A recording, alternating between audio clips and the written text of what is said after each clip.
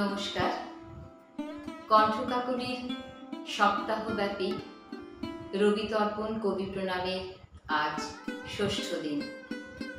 আজ আমি আপনাদের সামনে পরিবেশন করব সুনেত্রা ঘটকের লেখা রচনার রবীন্দ্রনাথ থেকে নির্বাচিত কিছু অংশ। মূল পাঠে যাবার আগে এই রচনাটি বা এই লেখাটি সম্পর্কে আমাদের সবার প্রিয় সম্মানীয়া বাচিক শিল্পী ব্রততী বন্দ্যোপাধ্যায় কিছু কথা বলেছেন।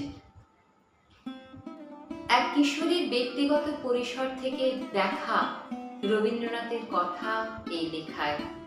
রবীন্দ্রনাথ কেমন করে তার জীবনে ঢুকে আসেন মায়ের গানের মধ্য দিয়ে, ছোট্ট ছোট্ট শব্দ বন্ধের মধ্য দিয়ে, বৃষ্টি ভেজা বিকেলে গেয়ে ওঠা গানের মধ্য দিয়ে, তারই কথা এই লেখায়। লেখাটি গদ্য রচনা। এতে একদিকে যেমন রয়েছে আবেগঘন মুহূর্ত, তেমনি রয়েছে এক কিশোরী মনের জিজ্ঞাসা, রবীন্দ্রনাথকে ঘিরে তার জীবনে ঘনিয়ে ওঠা নতুন অনুভূতি। শুরু করছি রচনা রবীন্দ্রনাথ। সাবানের ঠান্ডা গন্ধ, অবিরাম জল পড়ার শব্দ, আর স্নান করতে করতে আমার মায়ের খোলা গলায় নিজের মনে গেয়ে যাওয়া রবীন্দ্রসঙ্গীত। আমার কাছে রবীন্দ্রনাথ মানে এই সব। আমার কাছে রবীন্দ্রনাথ মানে 25শে বৈশাখের আনন্দ উৎসব নয়, 22শে শ্রাবণের ব্যথাও নয়, জোড়াসাঁকোর ঠাকুর বাড়ি কিংবা বোলপুরের বিশ্বভারতী। আমি কোথাও তাকে তেমন করে পাই না যেমন পাই আমার মায়ের খোলা গলার গানে। তবে তাও যেমন তেমন কিংবা যখন তখন নয়। সন্ধ্যের অন্ধকার ঘনিয়ে আসা শেষ বিকেলে মা যখন অফিস থেকে ফিরে স্নান ঘরে শুদ্ধ হতে যায় তখন। আমার মা কখনো গান শেখেনি। কেন শেখেনি? এমন গলা। মা বলেন, রবি ঠাকুরের গান তো তানের নয়, প্রাণের। তাই মা যখন কল ঘরে তার প্রাণের গান গাইতে থাকে, তখন জলের ছিটছিটে শব্দগুলো যেন সহস্র বীণা হয়ে গানের কথাগুলোকে সুরের সঙ্গে একাকার করে দিয়ে আমার শরীরে ঢুকে যায়। আমি বুঝতে পারি এখন আমার আর রক্ষে নেই। আমি এখন কিছুই করতে পারবো না, শুধুই শুনে যাওয়া ছাড়া। আমি কিন্তু সব শব্দের অর্থ বুঝি না। সেদিন মা গাইছিল, যা হারিয়ে যায় তা আগলে বসে রইব কত আর পারিনে রাত জাগতে, হেনা ভাবতে অনিবার। অনিবার শব্দের অর্থে এসে আমি হোঁচট খেয়েছিলাম। মাকে জিজ্ঞেস করতেই মা বলল, এবার তোমার ক্লাস 6 হলো, সব কথার অর্থ জানতে চাইবে না, নিজে আবিষ্কার করার চেষ্টা করবে। ভাবো, আরো ভাবো। আমি ভাবতে থাকি, ভাবতেই থাকি, কুল কিনারা পাই না। আমার মায়ের একটা প্রিয় গান, কাঁদালে তুমি মোরে ভালোবাসা লেখায়। দু একদিন পরে পরে মার মুখে গানটা শুনতে শুনতে গানটা আমার এমন আপন হয়ে গেছে যে এর চেয়ে আলাদা কোনো মানে থাকতে পারে সেটা আমার মাথাতেই কখনো আসেনি, মার কাছে জানতেও চাইনি। কিন্তু সেদিন হঠাৎ যেদিন বিকেল হতে না হতে অন্ধকার ঘনিয়ে এলো, আমাদের একরত্তি বাগানের কচি কচি গাছগুলো ভেজা ভেজা বাতাসে উথাল পাতাল হতে থাকলো, আমার হঠাৎই মনে এলো, নিবিড় বেদনাতে পুলক লাগে গায়ে, নিবিড় বেদনাতে পুলক লাগে গায়ে।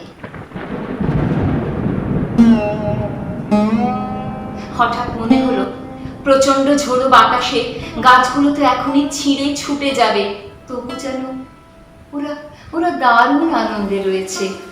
সেই প্রথম বুঝলাম কান্নার সঙ্গে ভালোবাসার একটা নিকট সম্পর্ক আছে, গভীর দুঃখের সঙ্গে আনন্দের। আমি কতক্ষণ মুগ্ধ হয়ে জানলার ধারে দাঁড়িয়েছিলাম জানি না। হঠাৎ চমক ফিরল যখন বুঝতে পারলাম আমার ভীষণ কষ্ট হচ্ছে। ভীষণ ভীষণ কি কি একটা ব্যথা আমার গলার কাছটা চেপে ধরছে।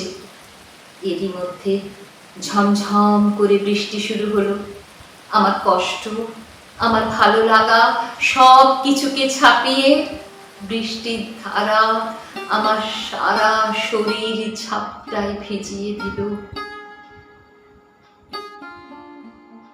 মার কাছে জানতে চাইলাম, অভিসার মানে কি মা?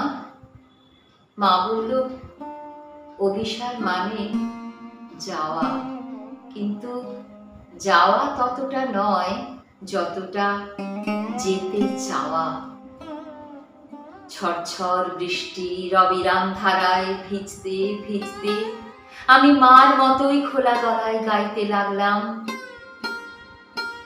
তোমার অভিসারে যাব অগম পারে, চলিতে পথে পথে বাজুক ব্যথা পায়ে, কাঁদারে তুমি মোরে ভালোবাসারি ঘায়ে, কাঁদারে তুমি মোরে।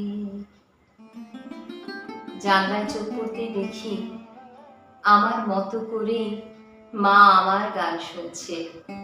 চোখাচোখি হতেই বলল, ঢের হয়েছে, উঠে এসো এবার। সব সবে ভেজা জামায় ঘরে ঢুকেই দেখি বাবা ফিরে এসেছেন কখন। বললেন, বৃষ্টিতে ভিজতে ভিজতে বর্ষার গান এলো না মনে? বাবাকে কি করে বোঝাই অভিসার শব্দের মানেটুকু এখন আমি জানি, আজই জেনেছি ভালোবাসার আঘাতে কেমন করে কাঁদা যায়। এইসব নিয়েই আমার রবীন্দ্রনাথকে আমি এইভাবে মেঘলা আকাশে, বাদল বাতাসে, সাবানের গন্ধে, বিকেলের মরে যাওয়া আলো অন্ধকারে বার পেতে চাই। বছরের পর বছর, প্রতি বছর, যত দিন যাবে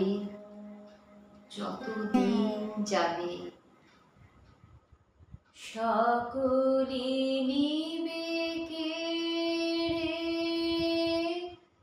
দেবে না তবু ছেড়ে, মন সরে না যেতে, ফেলিলে কি দায়ে, কাঁদালে তুমি মোরে ভালোবাসারি ঘায়ে।